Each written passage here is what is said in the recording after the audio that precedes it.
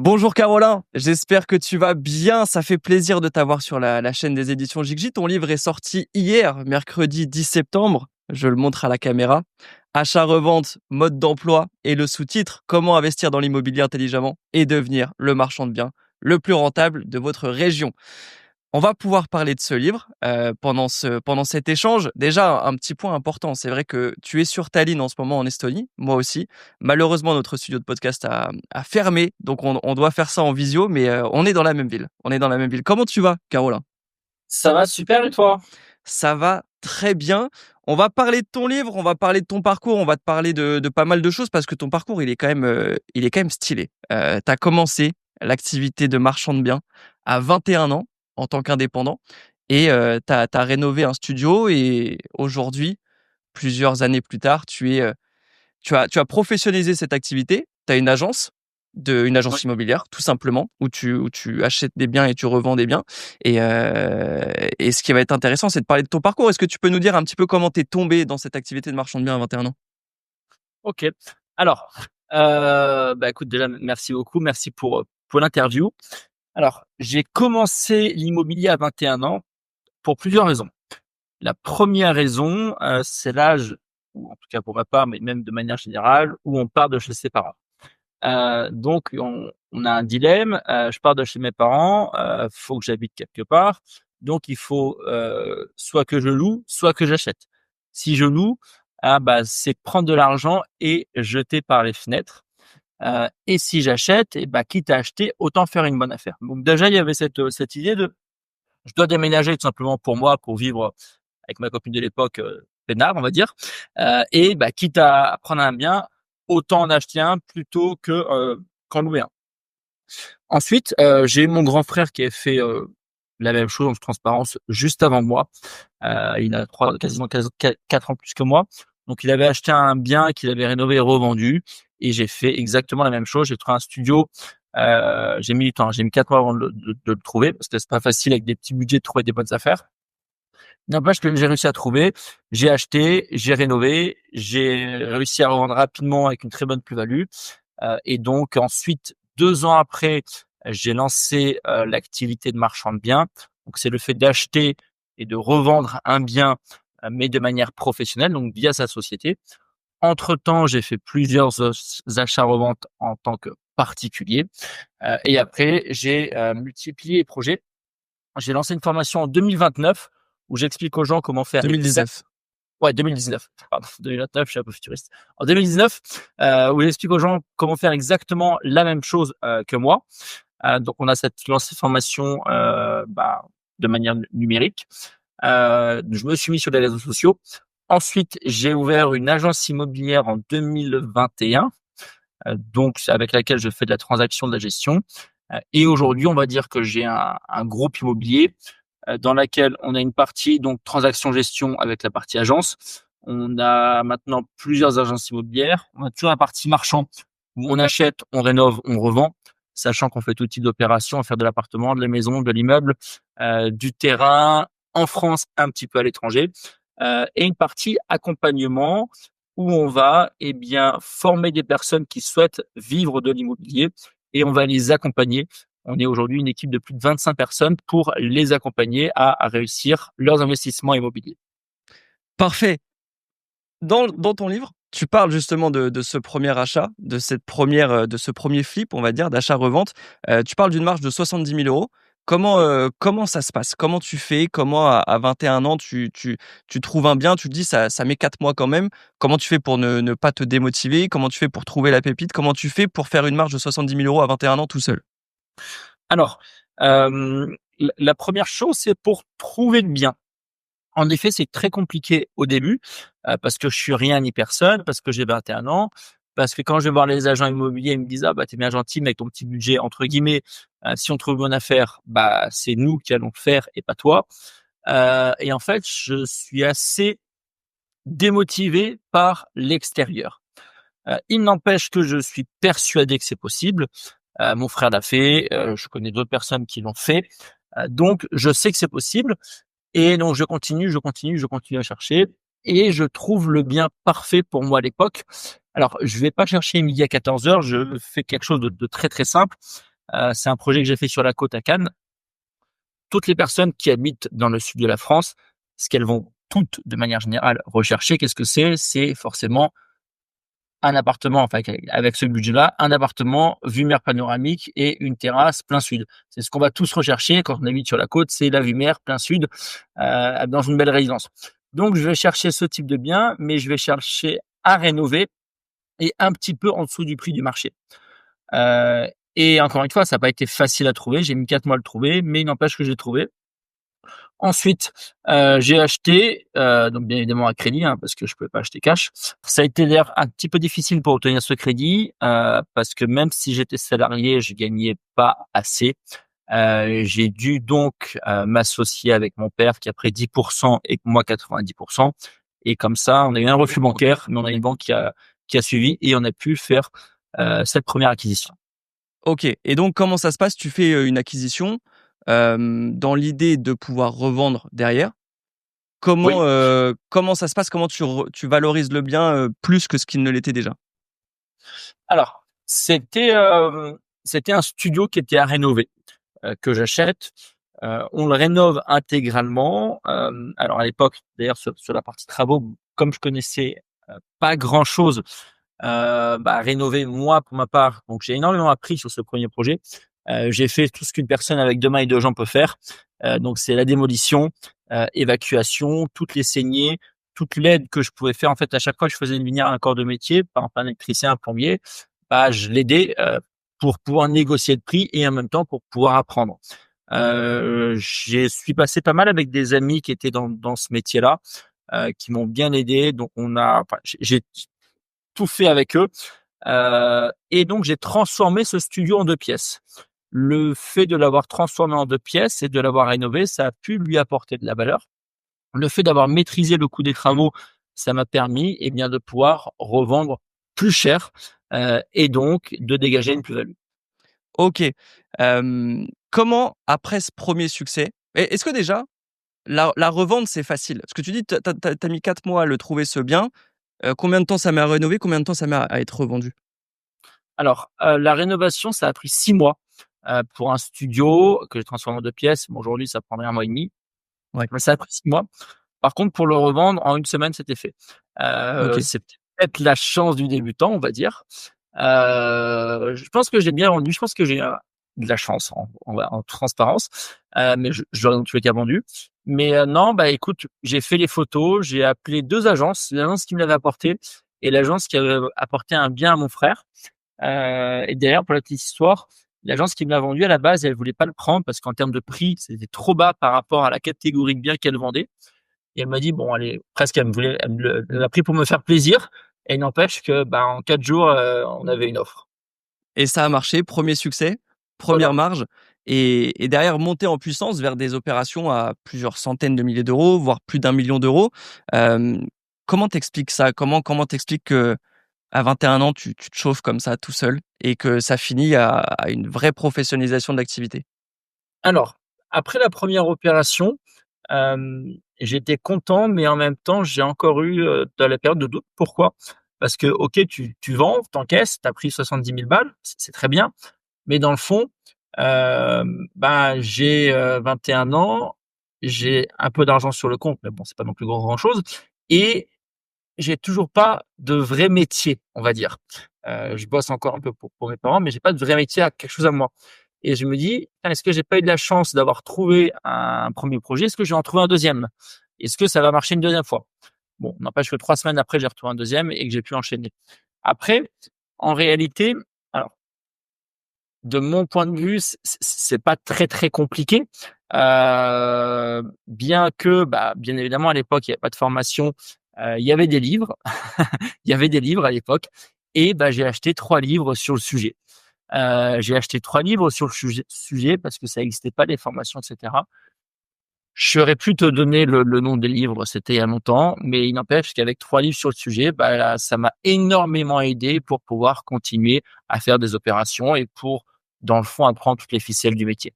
Tu peux nous présenter quelques opérations, ou peut-être juste une, mais qui fait un peu waouh? Est-ce que tu as bossé sur des gros projets, des villas de luxe et cetera? Tu nous parles de studio, enfin, tu as commencé avec un studio. Est-ce que tu as tu as eu d'autres projets de vraiment grosse envergure? Et je te pose la question parce que je sais qu'avec ton agence, tu es à Cannes, toi, c'est ça? Tu as Ouais, probablement c'est ça. l'opportunité de bosser sur des beaux projets. Alors, je vais prendre deux exemples. Je vais prendre un exemple où c'était en termes de budget, vraiment un tout petit budget, mais on a fait un beau projet. Et après, je peux prendre un exemple où on est sur des villas en termes de budget qui sont beaucoup plus élevés. Ouais. Alors, je vais commencer par le petit projet. C'était un appartement qu'on m'avait recommandé via un notaire à 90 000 €, ce qui était vraiment pas cher dans le secteur. Donc je visite. Tout de suite, je me dis: «Bon, OK, c'est une super affaire». Je fais l'offre, j'achète tout de suite et ça m'est revenu à 150, sachant que bien évidemment, j'ai emprunté la totalité. En apport, j'ai dû mettre, peut-être 3 ou 4 000 balles, et j'ai revendu le tout pour 340. Donc j'ai fait, plus de 100 de marge. Ça s'est fait très, très rapidement, peut-être en 3-4 mois, avec seulement 3 000 € d'apport. Donc ça, c'était une de mes plus belles opérations sur des petits budgets. Après, aujourd'hui, bah oui, je fais des projets beaucoup plus importants. Heu, la dernière villa en cours, c'est un projet qui revient à 1,9 million. Et d'ailleurs, ce qui est intéressant, sur les deals que je fais aujourd'hui, même en termes de budget, même si des fois c'est encore plus élevé que ça, eh bien, c'est que je mets plus 1 € de ma poche. Et d'ailleurs, j'explique comment faire dans le livre. Comment aujourd'hui faire des projets à plusieurs millions sans mettre d'argent de sa poche. Et c'est un projet qu'on va revendre à quasiment 3. Donc il y a quasiment 1 million d'euros, enfin il y a 1 million de marge et encore une fois, sans mettre d'argent de sa poche. Et ça, j'explique tout dans le livre. Tout est dans le livre et dans le livre d'ailleurs, il y a pas mal de chapitres sur, bah, le comment réaliser un profit quand on fait une activité de marchand de biens et il y a notamment un point important à prendre en compte qui est la fiscalité. Il y a notamment le chapitre 4 dans le livre, la taxation du profit immobilier et tu as aussi fait un chapitre bonus. Ce chapitre bonus qui s'appelle «Survivre à un contrôle fiscal». Voilà. Tu racontes dans le livre avoir fait des erreurs coûteuses, notamment un contrôle fiscal lourd. Qu'est-ce que ça t'a appris? Qu'est-ce que tu peux transmettre? Et est-ce que tu peux nous dire, comment ça se passe un contrôle fiscal? Alors, c'est vrai, j'ai rajouté ce chapitre parce que c'est quelque chose que par contre, tu vois, quand j'avais commencé et que j'avais acheté mes premiers livres, eh ben, que j'ai jamais retrouvé. Et souvent, les gens parlent de leur succès, mais pas forcément de leurs coups durs. Hem et en effet, ouais, le premier contrôle fiscal, je me suis fait allumer. Alors comment ça se déroule? C'est on reçoit une petite lettre, chez soi, «Bonjour monsieur, madame, voilà, vous êtes convoqués». La petite lettre avec le logo Marianne et bleu, blanc, rouge. Qui en général, je tiens à le préciser, qui en général, arrive toujours, en tout cas j'en ai 3, qui arrivent toujours entre Noël et le Nouvel An. Donc OK. c'est vraiment la période de fête où on est content, où tout va bien, où tout est cool et on reçoit la petite lettre avec la tête de Marianne. Donc bon, bah, voilà, vous êtes convoqués pour un contrôle avec, telle personne. Donc, bah, à l'époque, je me dis: «OK, c'est quelque chose qui peut arriver, qui pouvait arriver et qui arrive». Hem, de manière générale, en tout cas, moi, j'ai eu 3 contrôleurs. Le premier, la personne n'était pas forcément, au départ, je dirais, méchante ou difficile, mais petit à petit, elle dévoilait un petit peu, voilà, ses envies.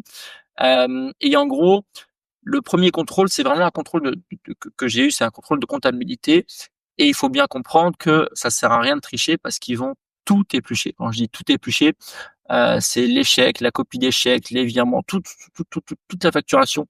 Il faut que tout soit parfait.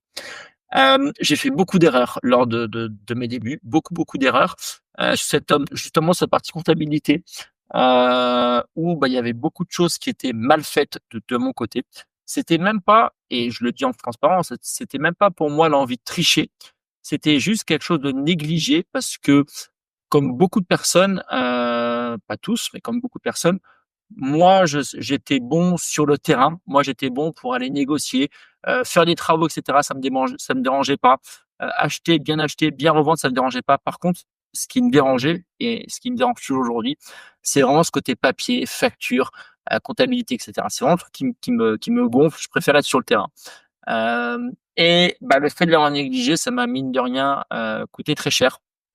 Et donc j'ai fait l'erreur une fois. Heu et 3 ans après, parce que les contrôles, c'est 3 ans plus l'année en cours, et bien, encore une fois, entre Noël et Nouvel An, je reçois cette fois-ci 2 lettres, donc 2 contrôles fiscaux sur 2 sociétés différentes. Et cette fois-ci, eh bien, ils sont repartis avec littéralement zéro. Sachant que je faisais plus de chiffres, je faisais plus de bénéfices. Mais voilà, je me suis mieux défendu. J'ai pas pris d'avocat ni pour le premier ni pour le deuxième. J'ai tout fait moi-même parce que j'en avais pas besoin. Et en plus, sur le premier, bah, les trucs où qu'ils ont trouvé sur lesquels ils avaient raison, bah voilà, ils avaient raison. J'avais mal fait certaines choses. J'ai pas besoin de tergiverser 100 ans. Bon bah ok, bah ça j'ai déconné. Bah ok. Par contre, pour le deuxième, au début, ils ont voulu prendre certains points. Ils avaient tort. J'ai pu me défendre et il y a aucun souci. Et d'ailleurs, maintenant, bah je peux dire que enfin, la personne, je la connais bien. J'ai passé 6 mois avec. Donc voilà, à la fin, j'ai apporté le croissant, les cafés, on rigolait. Donc bon. Dans le fond, pas une mauvaise expérience. Heureusement que ça m'est arrivé jeune. J'ai préféré que ça m'arrive jeune au début quand je faisais de l'argent, mais pas non plus, voilà, pas les mêmes sommes qu'aujourd'hui. C'était une bonne expérience. Et est-ce que tu sais ce qui déclenche ça? Est-ce que c'est parce que tu es exposé sur les réseaux? Tu es sur Instagram, tu es sur YouTube, je crois que tu as 60 000 personnes sur Insta, tu dois avoir 20 000 personnes sur YouTube. Est-ce que ça joue ça? Alors, moi, à l'époque, j'étais pas sur les réseaux quand j'ai eu le premier. Le premier a été déclenché pour 2 choses. Premièrement, mon comptable avait rendu le bilan trop tard. En retard. Deuxièmement, il y avait plus de stock parce qu'en fait, en immobilier, tu achètes, tu revends et donc j'étais dans une période où j'avais pas encore racheté et ça a peut-être pris 6 mois et il y avait pas eu d'activité pendant 6 mois. Puis j'avais dû être en déplacement à l'étranger et donc c'est ce qui a déclenché un contrôle. Maintenant, c'est ce qu'on te dit, peut-être qu'on m'a dénoncé parce qu'avant les réseaux sociaux, dans mon secteur, j'étais entre guillemets «connu» dans mon métier.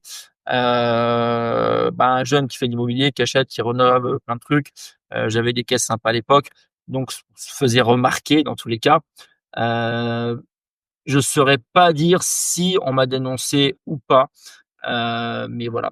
Et ensuite les suivants, il faut savoir que quand tu as un contrôle fiscal et qu'ils viennent te prendre de l'argent, bah, entre guillemets, «tu es un bon client». Mmh.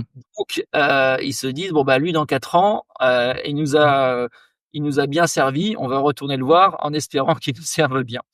Donc maintenant, je ne sais pas s'ils vont revenir me voir. Ça me dérange absolument pas d'ailleurs s'ils regardent cette vidéo, il y a aucun souci.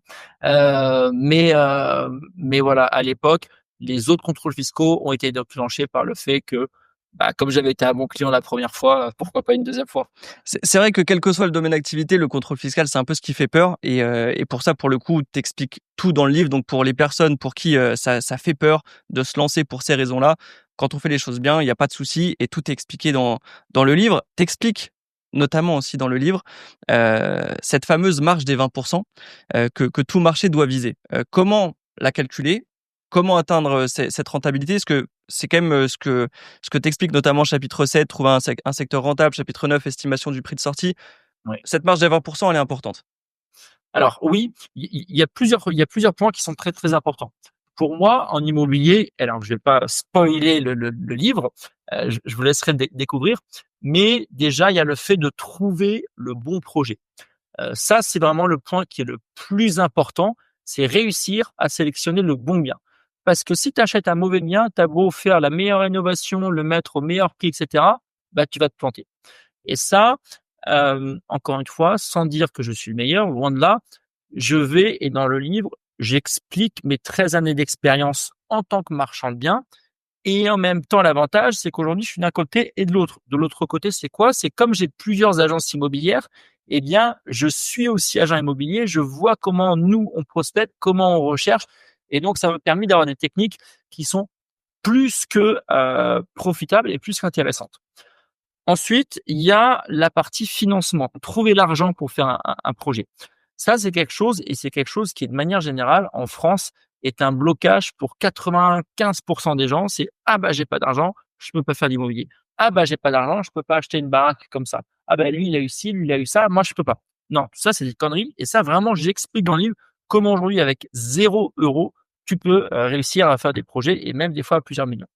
Et ensuite, à partir du moment où tu as trouvé l'argent et tu as trouvé le produit et tu as trouvé l'argent, pour pouvoir justement estimer cette fameuse, marge de 20, eh bien ça, on a détaillé dans le livre tout le calcul, ce à quoi on doit faire attention, ce à quoi il faut, mettre l'accent et en réalité, c'est quelque chose qu'on va dégager de manière générale assez facilement. Mais dans tous les cas, c'est un minimum. Et tu parles aussi on va reprendre la petite partie fiscalité. Tu parles de la TVA. C'est un levier très puissant. Tu fais notamment des comparatifs sur différents scénarios TVA, pas TVA. Est-ce que tu peux nous en dire un petit peu plus là-dessus, sans entrer trop dans le détail évidemment, mais pour bien comprendre l'enjeu de la TVA? Alors, la TVA, c'est pas forcément un levier intéressant. Par contre, la maîtriser est obligatoire Mmh. parce que c'est la bête noire du marchand de biens, la TVA. La TVA, c'est vraiment la bête noire du marchand de biens.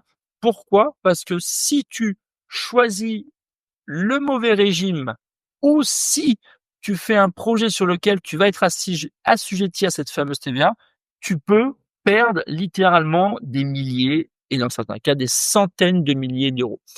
Et donc, pour reprendre ce que tu dis, justement dans le livre, on va tout expliquer, les différents régimes, comment choisir le bon régime, dans quelle situation est-ce qu'il faut choisir ce régime-là plutôt qu'un autre. Et ça, c'est un point qui est ultra important. Pourquoi c'est très important? Parce que malheureusement, et croyez-moi quand je vous dis ça, beaucoup de comptables, aujourd'hui d'experts comptables, ne maîtrisent pas le sujet de la TVA sur l'activité de marchand de biens et peuvent, je dis bien peuvent, mal vous conseiller et donc vous allez payer trop d'impôts par rapport à ce que vous auriez payé. Et donc, rien qu'avec ce petit livre et rien qu'avec ce chapitre sur la TVA, croyez-moi, vous allez éviter beaucoup d'erreurs et donc forcément conserver un maximum de fonds pour vous. Et l'enjeu principal, comme tu le disais au début, c'est de réussir à faire une plus-value. Quand on achète et qu'on revend un bien, on a cet exemple du studio que tu as transformé. Dans le livre, tu expliques pas mal de stratégies, que ce soit la division, la surélévation, la réunion de lots. Au-delà de ce premier bien que tu avais acheté, le studio, où tu as dit aussi que tu avais eu un petit peu de chance, est-ce que tu as d'autres exemples concrets comme ça qui font la différence dans tes opérations? Alors oui, justement dans le livre, j'ai parlé de 10 stratégies qui vont permettre de gagner de l'argent entre l'achat et la revente d'un bien. Alors, pour ma part, j'ai commencé par les stratégies qui sont les plus simples. Donc on achète, on rénove, on revend.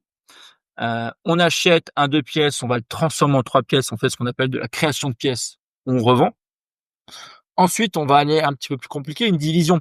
Une division, il suffit pas seulement de diviser physiquement la partie intérieure de l'appartement. Faut faire des démarches, faut aller voir le syndic, faut faire des dossiers, faut rajouter des compteurs, et cetera, sans rentrer dans le détail. Mais il y a du savoir. Et donc, justement, dans le livre, eh ben, je vais détailler toutes les solutions et surtout comment les réaliser de A à Z. Ça, c'est pareil, c'est un point qui est intéressant. Pourquoi? Parce qu'à partir du moment où il faut bien comprendre qu'un bien immobilier, une bonne affaire, pour en revenir à ce que je disais tout à l'heure, un bien immobilier, une bonne affaire, c'est deux choses. C'est un bien qui va être au bon prix et deux, c'est un potentiel. C'est-à-dire que si j'achète un bien, par exemple, le premier studio que j'ai acheté, si je l'avais acheté en studio, rénové et revendu en studio, j'aurais pas gagné d'argent. C'est le fait de l'avoir transformé en 2 pièces qui m'a permis de gagner de l'argent. Et encore l'année dernière, j'ai fait le même principe. J'achète un 2 pièces que je rénove en 3 pièces et là-dessus, eh bien, j'ai réussi à dégager 295 000 € de plus-value, sachant encore une fois que je n'ai pas mis un seul euro de ma poche. Incroyable. Est-ce que je me doute aussi que les personnes qui vont acheter le livre, c'est aussi des gens qui veulent se lancer. C'est des gens qui débutent. Est-ce que tu peux nous donner l'erreur typique du débutant et comment la corriger s'il y en a une qui revient souvent? Alors, l'erreur typique du débutant, il y en a plusieurs, il y en a plusieurs. Pour moi, c'est celle que je vois fréquemment. La première chose, ce sont des personnes qui vont, vouloir brûler les étapes et qui vont acheter sans connaître leur marché. C'est-à-dire que la première chose que vous devez faire si vous vous lancez dans cette activité-là, bien évidemment, c'est de vous former. Là, vous avez un livre pour ça, donc plus d'excuses. Au-delà de ça, et vous le verrez dans le livre, la première chose, c'est d'apprendre et de comprendre votre marché. Vous devez devenir le meilleur dans votre marché. Quand je dis apprendre et comprendre, qu'est-ce que ça veut dire? Ça veut dire que vous devez savoir ce qui se vend, ce qui se vend pas, pourquoi ça se vend, à quel prix ça se vend, pourquoi ça s'est pas vendu, les apporteurs d'affaires, qui sont-ils? Et à partir du moment où vraiment vous maîtrisez votre marché, là, vous allez pouvoir en réalité commencer à rechercher un bien. Et beaucoup trop de personnes recherchent des biens et donc ils vont visiter, mais ils savent même pas si c'est une bonne affaire ou pas parce qu'ils n'ont pas pris le temps d'apprendre et de comprendre leur marché. Et après, eh bien, tout le reste ne suit pas. Donc, je dirais que pour moi, le point principal, c'est vraiment d'apprendre et de comprendre son marché.